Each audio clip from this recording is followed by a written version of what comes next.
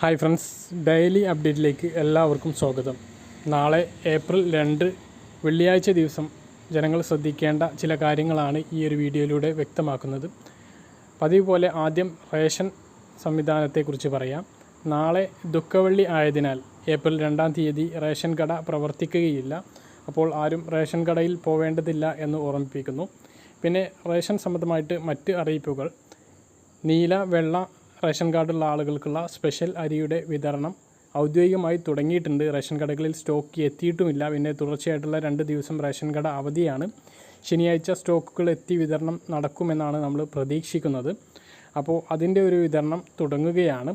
അതോടൊപ്പം തന്നെ ഈ ഒരു സ്പെഷ്യൽ അരിയുടെ ചെറിയൊരു വിഹിതം പുതുതായി അനുവദിച്ചിട്ടുള്ള ബ്രൗൺ റേഷൻ കാർഡിനും ഉണ്ട്. അവർക്ക് ഈ വിഹിതമായി ലഭിക്കുക 2 കിലോ അരി ആയിരിക്കും. 15 രൂപ തന്നെ ആയിരിക്കും അതിൻ്റെ ഒരു വില വരുന്നത്.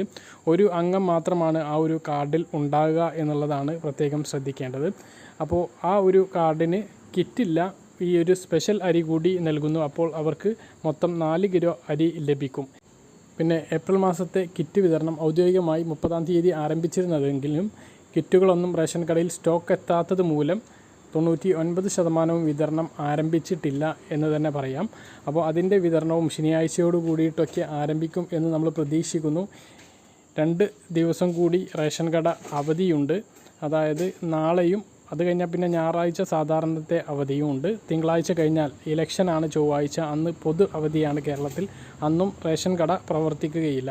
ഇതാണ് റേഷൻ സംബന്ധമായിട്ട് നിങ്ങളെ അറിയിക്കാനുള്ളത്. ഇനി മറ്റൊരു പ്രധാനപ്പെട്ട അറിയിപ്പ്: കുട്ടികളും പ്രായമായവരും പ്രത്യേകം ശ്രദ്ധിക്കേണ്ട ഒരു കാര്യമാണ്.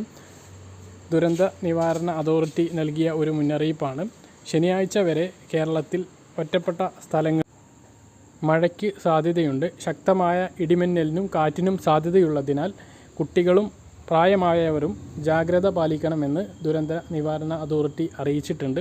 ആ ഒരു കാര്യം എല്ലാവരും ശ്രദ്ധിക്കും. മറ്റൊരു പ്രധാനപ്പെട്ട അറിയിപ്പ് എന്നുള്ളത് പാൻ കാർഡ് ആധാർ കാർഡുമായി ലിങ്ക് ചെയ്യാനുള്ള സമയപരിധി നീട്ടിയിരിക്കുകയാണ്. മാർച്ച് 31 വരെയായിരുന്നു അത് പറഞ്ഞിരുന്നത്. അത് ഇതുവരെ ലിങ്ക് ചെയ്യാത്ത ആളുകൾക്ക് വളരെയധികം ആശ്വാസമായിരിക്കും. മറ്റൊരു പ്രധാനപ്പെട്ട കാര്യം നമ്മൾ ഇന്നലെ പറഞ്ഞ കാര്യമാണ്. 45 വയസ്സ് കഴിഞ്ഞ ആളുകൾക്ക് കോവിഡ് വാക്സിനേഷൻ ഇന്നു മുതൽ ആരംഭിച്ചിരിക്കുകയാണ്.